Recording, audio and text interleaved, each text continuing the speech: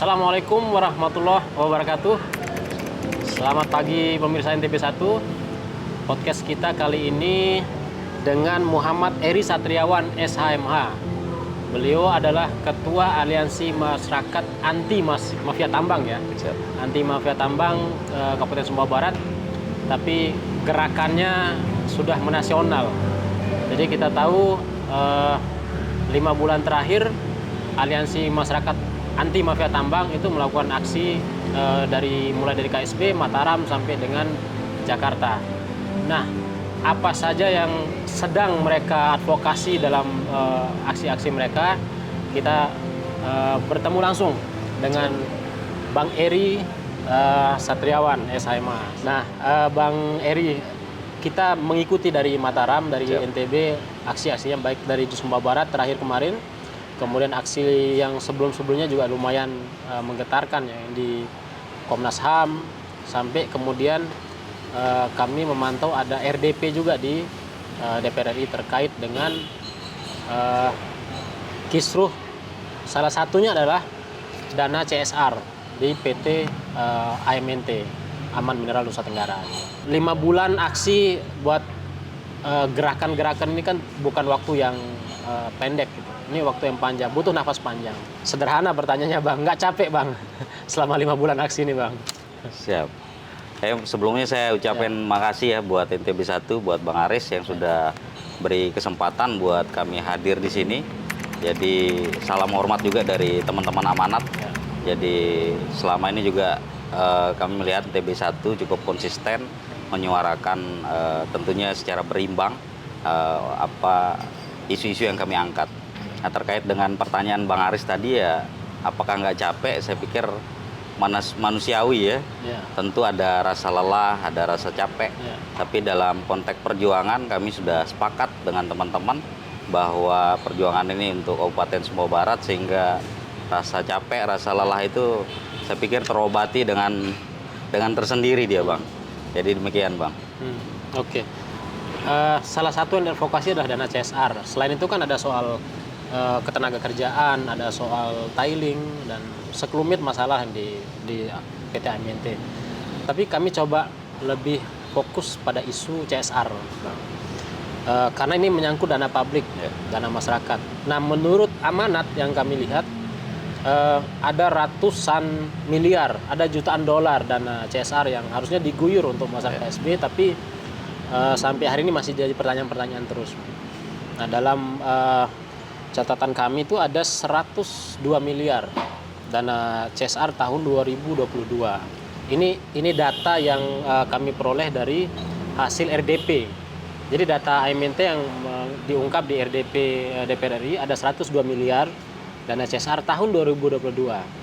Nah, kemudian tahun berikutnya ada 118 miliar untuk tahun 2023. Nah, karena kita tanya ke Bang Eri nih, apakah ada proses audit, apakah ada proses advokasi, sejauh mana realisasi anggaran yang 102 miliar? Kita bicara yang 2022 dulu.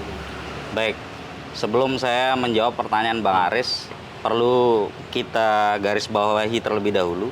Bicara tentang CSR, biasanya di dalam dunia pertambangan dikenal dengan PPM Bang. PPM ya. Jadi kalau kita bicara tentang aspek regulasi terlebih dahulu, bahwa rencana induk dari PPM yang dibuat oleh perusahaan pemilik IUPK atau IUPK izin usaha pertambangan khusus, itu rule-nya sudah jelas bahwa pedomannya harus didasari dengan blueprint. Nah, ini yang cukup menarik. Kemudian hari ini kita baru mengetahui bahwa selama proses ini, semenjak akuisisi, ternyata ini belum ada blueprintnya. Belum ada blueprintnya. Sehingga dalam konteks ini kami teman-teman amanat mendorong pihak pemerintah provinsi dalam hal ini menyegerakan blueprint ini. Karena ini sangat penting Bang. Kenapa saya katakan penting? Karena apa yang diambil dari perut bumi Sumbawa Barat tidak sebanding ketika nanti mereka meninggalkan kami. Suka tidak suka, ini adalah barang yang akan habis, suatu saat mereka akan selesai menambang, kemudian akan meninggalkan kami. Nah, kalau kemudian program-program pemberdayaan masyarakat kami tidak disiapkan pasca tambang, ini kami jelas akan hanya mendapatkan bencana nanti di Sumbawa Barat. Oleh karenanya konteksnya kita bicara ini dulu. Nah kemudian kalau kemudian hari ini kita berbicara tentang pertanyaannya Abang tadi, bagaimana realisasinya? Ini duit yang cukup besar, Bang. Contoh sederhana, kalau kita bicara tahun 2022, tadi Abang sudah sampaikan ada 8,4 juta US dollar. Atau setara dengan 102-103 miliar. 3 miliar. Ya. Nah, jangan lupa juga Bang, bahwa dalam konteks PPM ini ada 8 indikator. Nah, ini yang sama sekali sampai hari ini kami tidak merasakan bahkan melihat bentuk fisiknya seperti apa. Contoh sederhana dari 8 indikator ini, kita bicara tentang pendidikan, ya, bicara tentang kesehatan, kemudian kemandirian ekonomi, kemudian tentang pendapatan real, kemudian sosial budaya, kemudian kelembagaan komunitas, kemudian sarana dan prasarana, termasuk juga tentang kesehatan. Nah, dalam konteks ini, kami nggak melihat sama sekali bahwa hari ini perusahaan serius menyiapkan bagaimana nanti program-program pasca tambang sehingga membuat nantinya masyarakat Sumbawa Barat mampu mandiri ketika tambang ini usai. Nah, bicara tentang pertanyaan Bang Aris tadi, apakah dilakukan audit? Kami baru mengantongi hari ini data 2019, 2020, 2021 itu dana PPM dan realisasinya.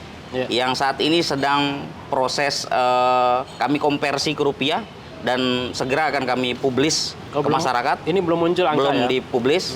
Itu akan kami pastikan, sekaligus juga akan kami lakukan investigasi kemana sebenarnya duit-duit ini mengalir. Artinya 102 atau 103 miliar ini masih perlu diverifikasi lagi. Masih perlu diverifikasi.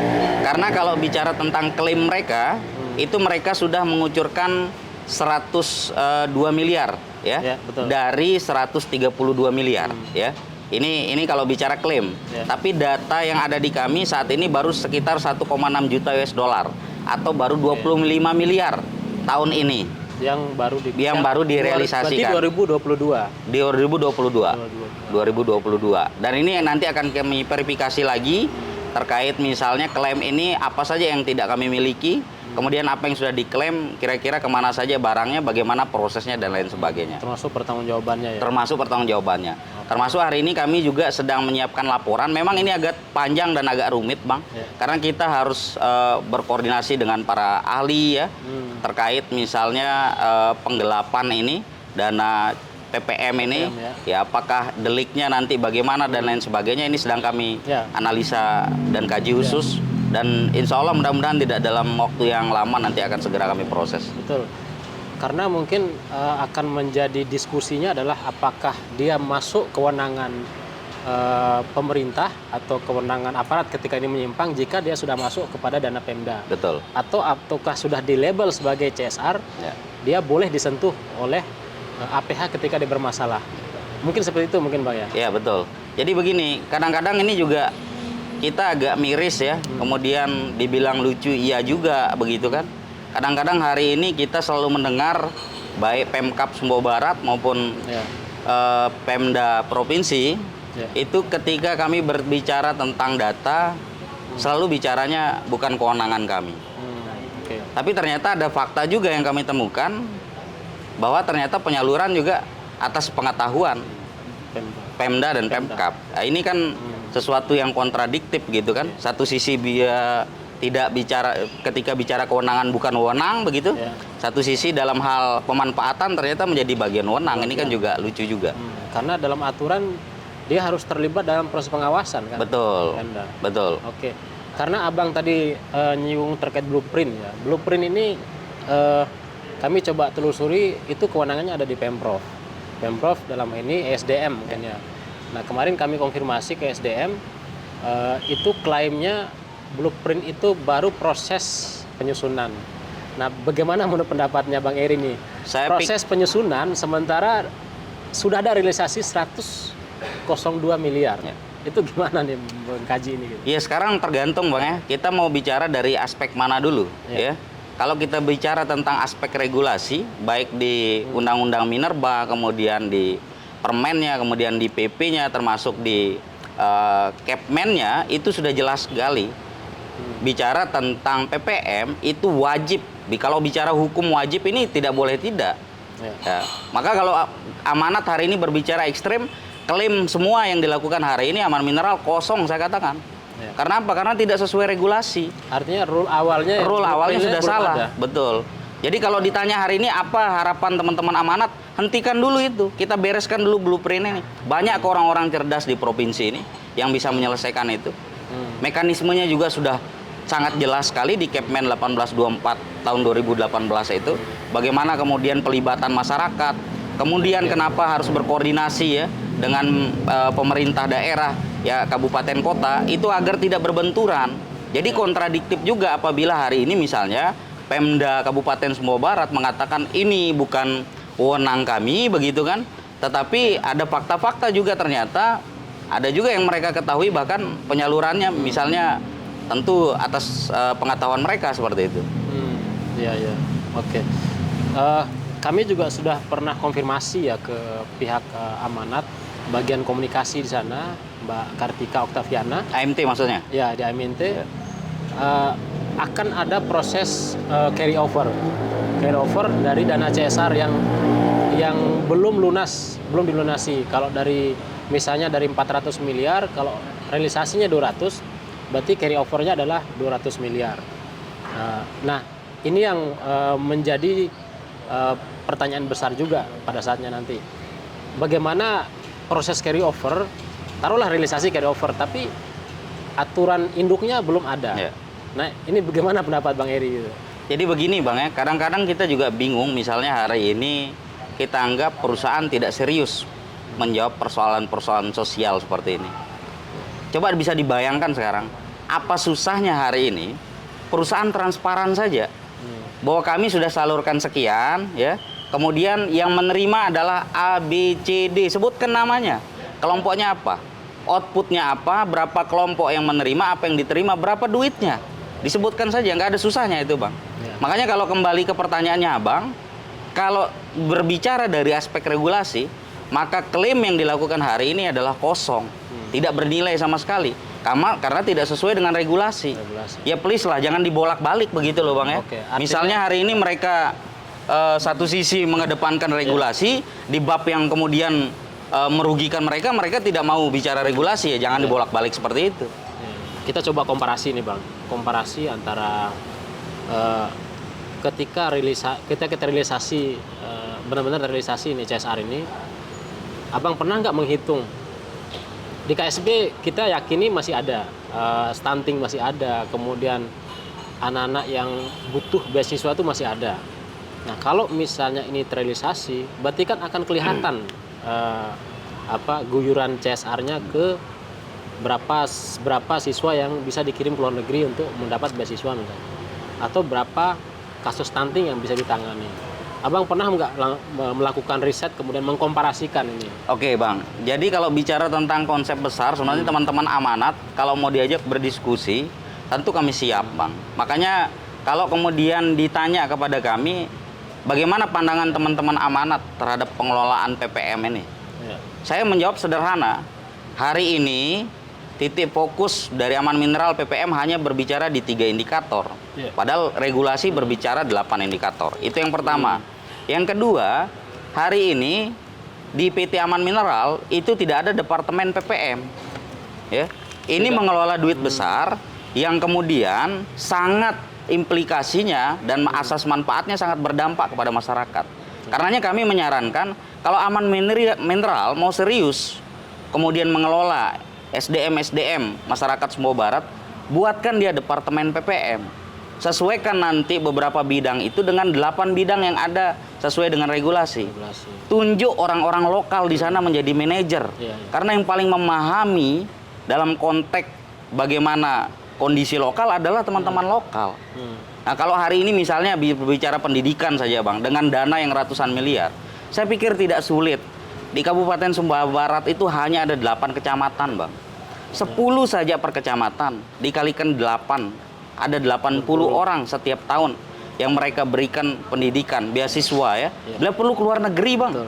Dalam 8 tahun, dalam 5 tahun ke depan, itu kurang lebih ada 400 lulusan-lulusan terbaik putra-putri kami yang ada di Kabupaten Sumbawa Barat, kalau mereka kembali dengan SDM yang baik, saya pikir mereka nanti akan memberikan sumbangsi pemikiran juga terhadap kemajuan Sumbawa Barat, termasuk juga berbicara posisi-posisi top lah, minimal di middle top lah untuk di Aman Mineral. Banyak kok teman-teman Sumbawa Barat yang mampu itu. Artinya kan ini bisa menjawab juga keluhan ketika SDM lokal tidak memadai. Betul. Padahal potensinya ada sebenarnya Betul. kalau difasilitasi. Betul. Nah kemudian hari ini selalu digembor-gemborkan Bang, bagaimana mereka melakukan atau memberikan beasiswa hospitality ya.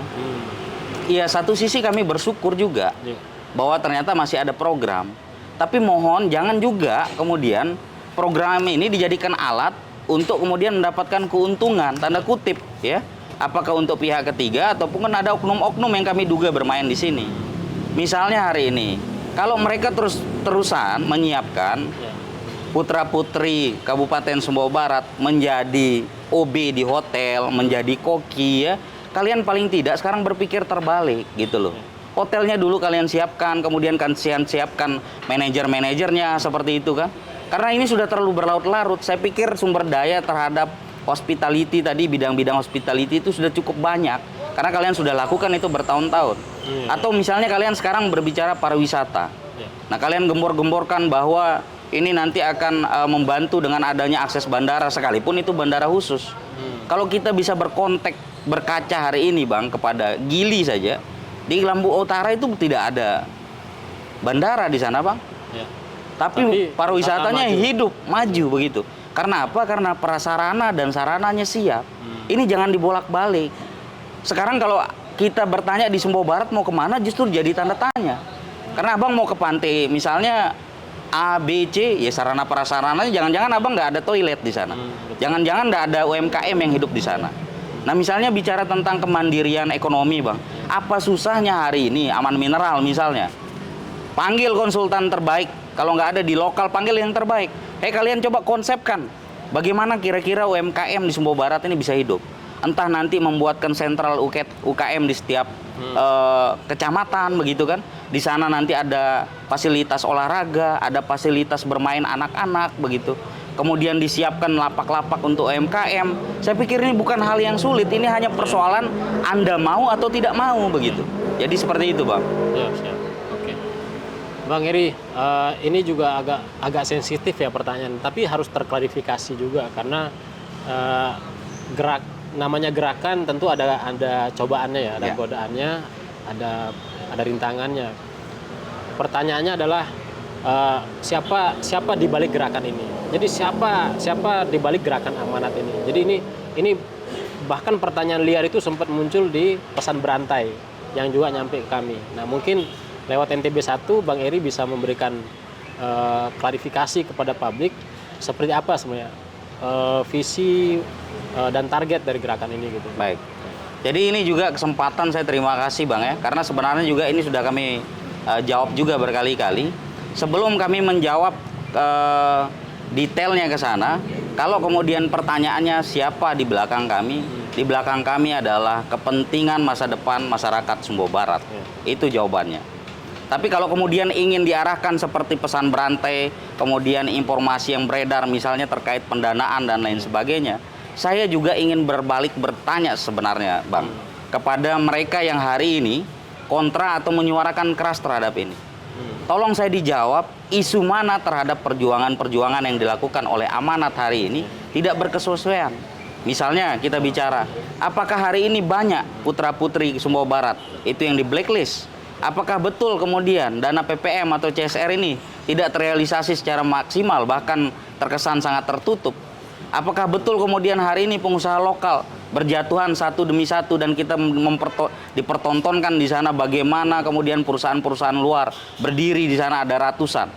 Apakah kemudian betul hari ini mereka kemudian membuang tailing ke laut?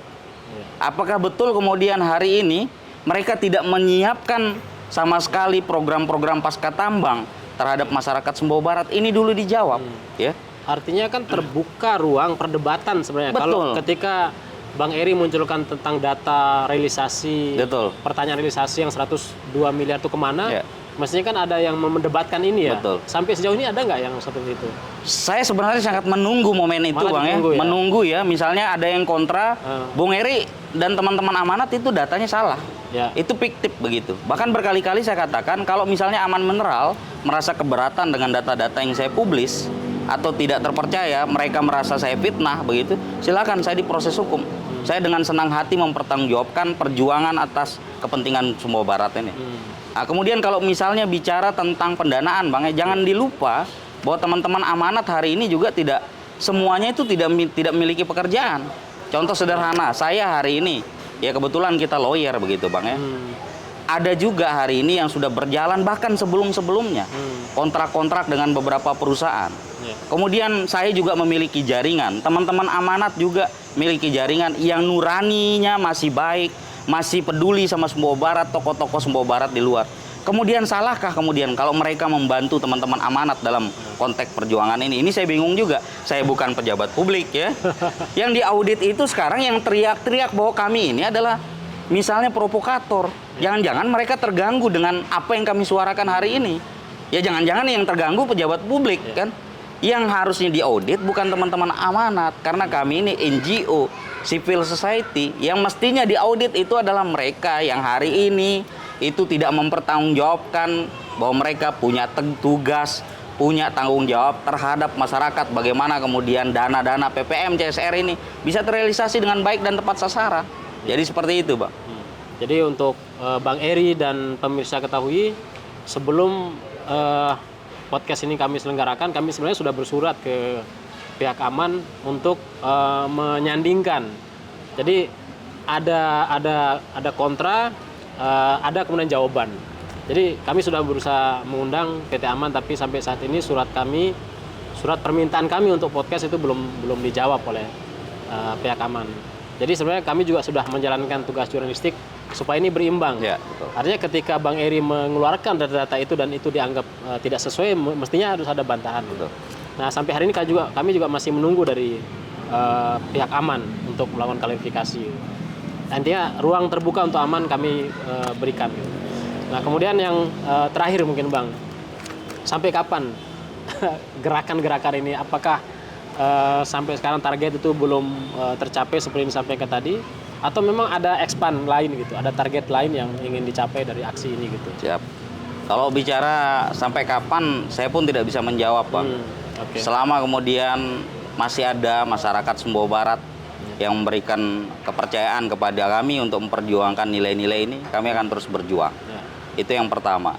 Yang kedua, saya juga di akhir ini ingin menyampaikan bahwa pesanlah kepada masyarakat Sumbawa Barat, hari ini kita dipertontonkan begitu pasca gerakan amanat betapa masifnya perusahaan turun sekalipun hanya sekedar bagi-bagi semen, bagi-bagi ember, bagi-bagi bibit ikan, bagi-bagi anak kambing begitu kan.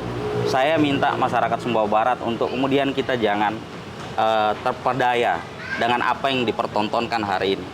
Kita harus tahu bahwa kewajiban mereka kita bukan meminta-minta. Ini adalah kewajiban.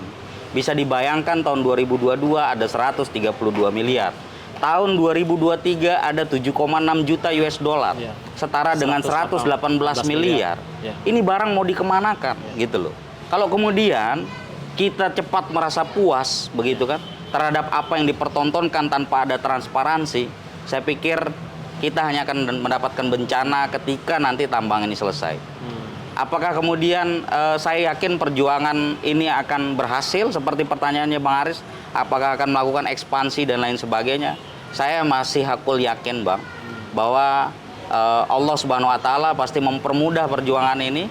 Karena apa? Karena sekali lagi perjuangan yang teman-teman amanat lakukan hari ini adalah perjuangan atas dasar perintah konstitusi dan peraturan perundang-undangan. Bukan perjuangan yang kami buat-buat. Ini perintah.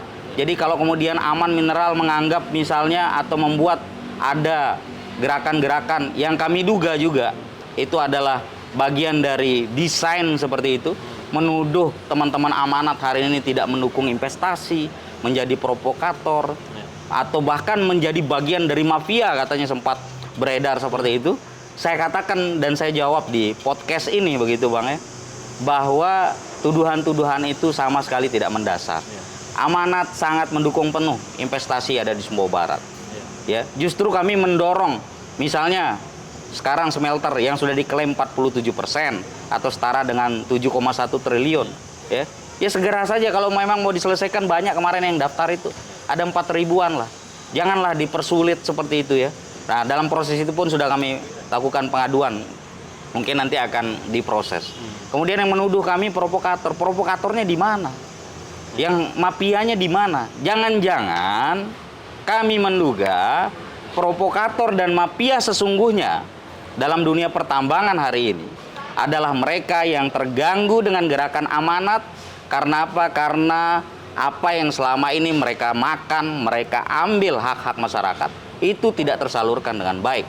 Jadi seperti itu, Pak. Oke. Artinya kan audit dan rule-nya harus diperjelas. Betul, seperti betul. yang disampaikan tadi soal blueprint. Betul. Itu yang paling penting mungkin ya. Betul. Oke. Baik.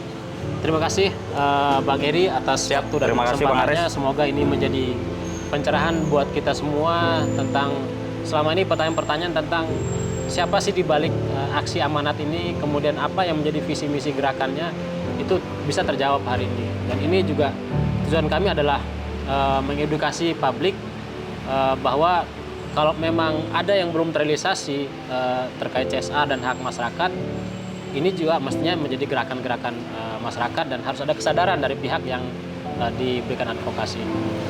Terima kasih pemirsa NTB1 atas perhatiannya. Sampai jumpa di podcast berikutnya. Wassalamualaikum warahmatullahi wabarakatuh.